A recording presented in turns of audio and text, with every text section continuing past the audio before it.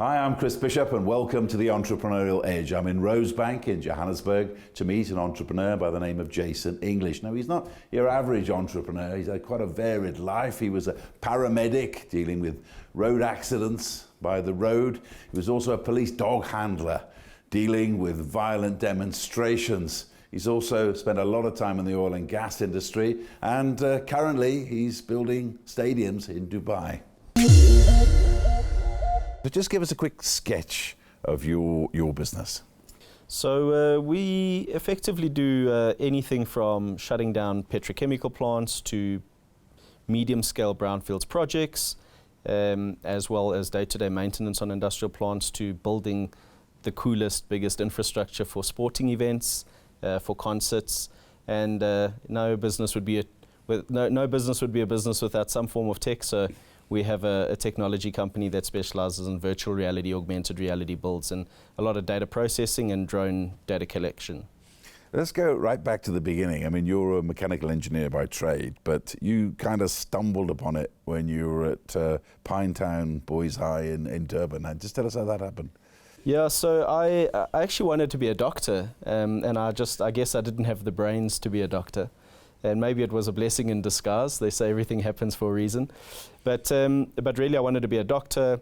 I couldn't make it, and so I didn't know what to do with my life. At school, it was the first year at Pinetown Boys High that they offered a post-matric year, and they only offered 3 subjects, and it was mechanical, electrical, or electronic engineering. And I didn't want to do anything about electronic, and I wanted to know nothing about putting my fingers in plugs, so I defaulted to mechanical. And anyway, let's just say it was the first and last year of post-matric at Pinetown Boys, because it was a bit of a disaster, but that led my career. And then it's strange for an entrepreneur, you left school and then you joined the police force. Yeah, so I guess my passion has always been around helping people. There's been this inherent, and I think even being a doctor was one of those reasons. And I sort of stumbled across the police force because the Pinetown Protection Services at that time was starting an accident unit, and they were looking for some members. Because I was a paramedic, it was a great place for me to join, where we would be first responders to accident scenes. And so, yeah, it was just a natural, just happened, sort of unplanned. But for a young man, I mean, you must have been about 20 then, it must have been quite harrowing to go to attend all of these terrible scenes. Just tell us some of the things that you had to go through. I mean, look, obviously, you know, when you line yourself up for that, you line yourself up to deal with everything from, you know, child death to aging death, and it's a difficult thing, and I think it takes a special character. But there are lots of lessons that I think one takes out of those, and they've certainly helped me on my journey. You know, it can be painful, but you've got to look at the positive outcomes of everything. I mean, in life you're always going to come across some curveballs, and I think it's how you manage to react to those. And I think the foundations of what both the police and the paramedical services did for me was really help me to contextualize and deal with a lot of situations. And surely is there any particular terrible image that's always lived with you? Yeah, I mean, look, there's probably many. You know, one in particular, unfortunately, was in a car accident scene, and, you know, you have the father who had passed on, you have the family with the kids there, and, you know, they're begging you to save their dad, and there's an image that will live with me forever, which is where, you know, you look at this person who you know is actually dead, but they're wearing a watch, and, you know, it's this ticking watch, and it's almost this combination of life and death in one image, and it's an ironic moment, but I'll never forget that. And then you moved into the dog unit of the police. Then you were out on the streets covering demonstrations and unrest and what have you. It must have been harrowing times too. It was, but again, there was so many lessons that we learnt out of that. You know, the one thing I learnt from that experience was that the better trained you are, the more you work as a team, the better the systems and processes are, and if you stick to those processes and systems, you generally come through unscathed. And I think, you know, again, those are lessons that transferred specifically for me into business. But yeah, there were a lot of really tough visuals that I had to deal with. Lost a lot of friends along the way. And I guess, everything in life has its pros and its cons, and it's the same with business, but it's just really how you navigate through them. And I think, again, it's about the lessons of every situation that you take out. I have the saying, sometimes we win, sometimes we learn, but we never lose. And it's exactly that. Yeah, you've just got to deal with it and go with it. So from your years in the police and very difficult times, what did you take out of it that's helped you after you became an entrepreneur? So I'd have to say that I think the importance of systems and structure. I think, in the police, what was very important was you needed some form of process on how you attended or dealt with a scenario or situation, but it didn't need to be too complex because, you needed to be able to react. That system needed to be very agile because you needed to adjust for different occurrences that you weren't expecting to face. And you needed to work as a team, otherwise you were going to die. And I think when you come into business, a lot of those basic principles I've just carried along. It was really, most corporates, coming from a corporate, it's this long red tape procedures, 50 pages, it's a cover your ass document.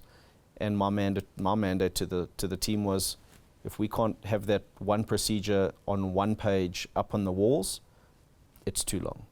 Because if it's going to sit in a file, nobody's going to read it. And it's just the same lessons have really been applied.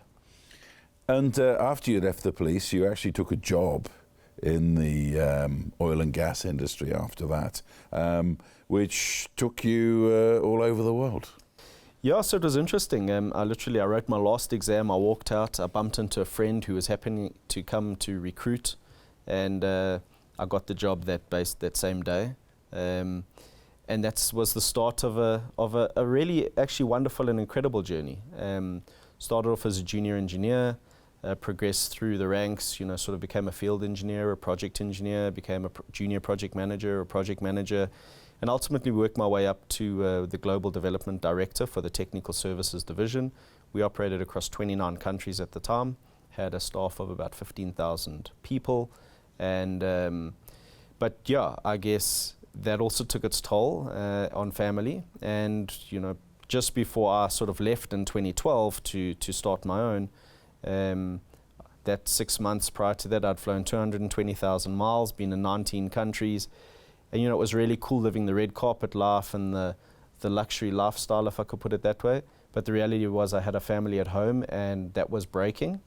And I had a baby that was about to be born, and it was just, I have the picture moment. I was sitting in Brisbane, looking out onto the Brisbane River from my office, and my wife phoned me. She needed to get to hospital because of some complication with our first child. And I just realized in that moment, what am I doing? And I literally resigned 2 hours later, and a day later I was on a plane back to South Africa with no job. And and that was that sort of broke what I'd planned for my life. So at that point, in a year, how many days a year were you at home when you were traveling, you'd say? Yeah, so for that 6 months, I still remember we conceived our first child on the 23rd of January because it was the only day I was home. So there was a lot of sacrifices that I was making at that point in time. And look, I thought as I became, if I went on my own, I thought it would get easier. And I said to myself, I'm really not going to work too hard. I'm going to play golf 5 days a week. Every Wednesday, I'm going to take suppliers out and just play golf and really just have a relaxed life. And then entrepreneurialism came along. So absolutely. In 2012, you bought a tiny one-man company comprising of one bucky and a couple of guys, and you decided this was your future. Why did you think that? Well, probably because I thought it would be the one that would give me the opportunity to play golf so much. I think from that date till now, I think I've probably played 5 games of golf in my life in the last 7 years. But really it was, I knew that I needed to bank on my technical experience and my relationships that I had. I understood I needed a vendor number with a large client, and that was really the in for me. And I knew once I could get in with a company that had a vendor number, I could do the rest. And so that was really the starting point for me. took the opportunity and ran with it. And core business, it was oil and gas. Basically, that was your expertise at the time. And you were subcontracting in the early days? I mean, how humble were those beginnings for you?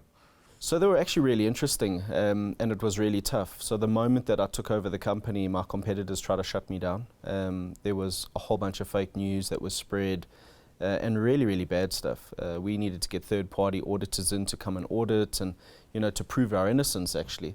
And what was the accusation? Oh, they were accusing us of me having defrauded the previous company that I'd left from. Like, these were pretty serious accusations, that we were overpricing and overcharging on our existing contracts, on the company I just moved into, and obviously I just stepped in. I mean, I didn't really know too much of the details.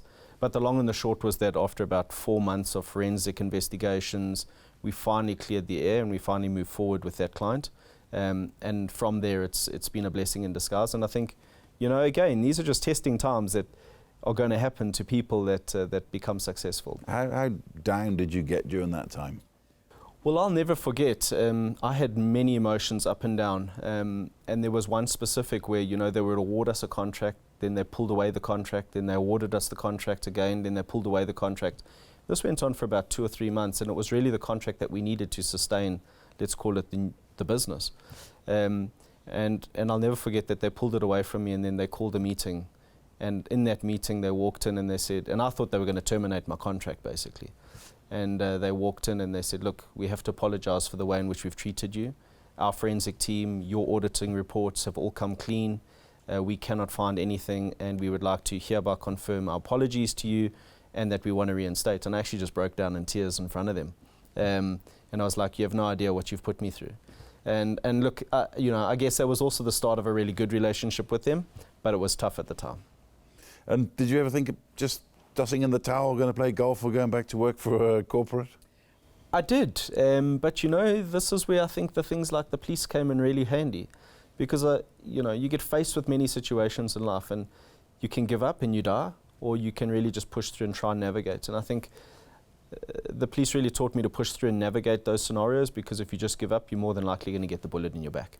And so I refused, and I refused to let people that wanted to see me fail let me fail. And I thought, this is my life, my choice, and I'm going to make the right choice. There's one interesting thing there. You actually had the guts to break down and cry in front of these guys. I mean, isn't it also something in the police which you must resonate with you, is they say one of the problems with the police sometimes is that cowboys are not supposed to cry, and a lot of the police members have been terrible things, they hold it in, and that's when they run into severe problems psychologically.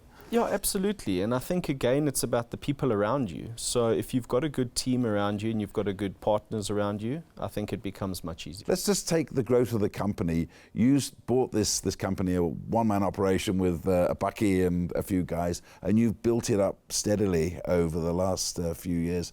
How big is it now? So the South African business, you need to put it into context. I think as you grow a business in the entrepreneurial space, there's many ways to grow organically, and then there's also through some acquisitive growth. What we did was we bought another business, an electrical controls business, and then we further did a share swap alignment with a black empowerment partner, and we got a company called New Age. And Danny de Barros, who was my COO at the time, he stepped up into the role of the CEO of Promac. And so the South African businesses have now grown as a collective to around 3,500 people at peak, and they probably operate on a day-to-day basis around 1,000 people. So you're trying to diversify your business, but first, before we get there, your core business, oil and gas, there's a lot of things happening at the moment in that sector. How are you seeing the business, and also how many countries are you operating in? So it's been quite interesting, the market dynamic. I think the market, just in general, is very bleak. We have seen really bad things happening to our competitors, which is not great for the industry, and it's not something that I'm proud of. We have been a gainer and a beneficiary of the demise of our competitors, but that's certainly not the way that I would like it to be. I think that the industry needs some positive news, and we're just not getting that. From a personal business perspective, we've continued to grow year on year. It's been an amazing journey. I think there's been a couple of things that we've done specifically targeted to buck the trend. And innovation and technology have been some of those big drivers. And I think building a business that's really culturally focused on working as a team, being innovative, have sort of been our star strengths. And where we're operating is really across South Africa. So we have offices in Cape Town, we have offices in Johannesburg, we have satellites in Rustenburg, we have offices in Sasolburg, here in Rosebank. And we also operate outside the regions in DRC, Namibia, Zambia, and we've done some work up in Liberia. And you got more than 4,000 people working for you now? In the group, yeah. So if we take the Middle East, so the Middle East is a slightly different business. It's in the events and sports industry. But you know, it's ironic. We use a lot of the project management talent. I sort of say that our businesses are we're just really good at logistics planning. We can move stuff very quickly in a very short space of time, so it doesn't break. So the skill set's the same then for energy plants and for stadiums? Yeah, so I mean, it's pretty much the same skill sets, just different industry. And you've put up stadiums for Justin Bieber and Beyonce, and also you're involved in this Dubai, Expo 2020. Yeah, so we've done some really amazing things. You know, we've just recently, I just got back, as you know, this morning from Saudi Arabia, where we're building the Riyadh Seasons, probably the biggest temporary stadium that's been built that I certainly know of. It's about a 15,000-seater stadium, which is pretty big. We've also done some really bespoke things for Cartier, which is, you know, building these perfume boxes in the ocean at the Louvre in Abu Dhabi. And the concerts, we work with a lot of the big international artist production companies like Live Nations, who then owns the artists. But yeah, we've done some really amazing things, and we've built some really cool stages. So is it more fun than oil and gas, or that's just a fallacy? No, it's more fun than oil and gas. Look, I think the reality is that maybe in the event, you know, the way I'd contextualize them is to say, the planning leading up to a shutdown in the oil and gas space is sort of a very systematic, driven process. When you get into the actual event, it's chaotic, it's rough, and it goes on for, you know, 2 weeks, 3 weeks at a time sometimes. I think the difference between that and the events is that the events, you sort of do this build beforehand. That's not really cool. But on the night, when it all goes live and the lights come on, and that's cool. And so you can sort of see what's manifested, what you've built, and the experience that it's given the clients in a very different way to the experience that the oil and gas is giving the clients their fix. And dollar for dollar in terms of investment, is it better returns than oil and gas? Yeah, so look, you know, again, I think it's regionalized rather than industry. You know, if you look at the oil and gas sector, South Africa is under significant pressure. Again, we seem to think that through our let's call it the low overhead structured business, entrepreneurial driven innovation, culture, technology business, we've managed to gain a couple of percentiles. In the Middle East, however, in the oil and gas, it's also pretty dismal. So I think when you look at the events in South Africa is really dismal, but events in the Middle East seems to be okay. So I think the key for us has been to carve out the niche markets in both industries. So we're niche in that oil and gas space. We do the brownfields, we do the day-to-day maintenance, we do the stuff that's going to deliver value to our clients, and we do the same thing in the events. They want the cooler structures, they want the safer structures, they're putting thousands of people on temporary scaffolding that are needed to collapse. And so we've got this bespoke niche area that we operate, and I think that's where we try and stay focused. Well, another niche area you're into, you've just opened a company in the United Kingdom, and you're operating drones there for surveying and the like. How big is that business getting now, the drone business? Yeah, so so drones in general are growing. There's a lot of regulatory challenges around the use of drones. Fortunately, in South Africa, we are one of the fully commercially licensed pilots or remote operator certificate holders that allows us to fly for national key points, night flying. We're one of the very few, if there are any others, I'm not entirely sure. And then again in Europe, we have multiple licenses. So we fly in Norway for the Norwegian governments, we fly in Indonesia, we fly across the UK, we fly for Saudi Arabian government, And so we're seeing I think the bigger you get, the easier it is to overcome the regulations because you've got a reputation. But certainly there will be a big play for drones in the future, specifically around security and defense. I think all the delivery stuff is a lot of hype talk at this point in time. It's very difficult, although it'll probably get there in 10 years' time. But yeah, our technology business that we've opened up in the UK is really about data capturing, drones being one of the data capture sources, ground scanning being another data capture source, and then the data processing side, which is really key. So taking that data, creating virtual reality, creating augmented reality models. Your business, you've got drones, you've got stadiums, you've got oil and gas. Where are you looking forward to in the future? So I think how we see the businesses evolving is that we have a unique, deep understanding of the industries within which we're operating. So specifically around sports and entertainment and concerts, and then specifically around the industrial space. So whether it's mining, oil and gas, or petrochemical, we have deep knowledge of that.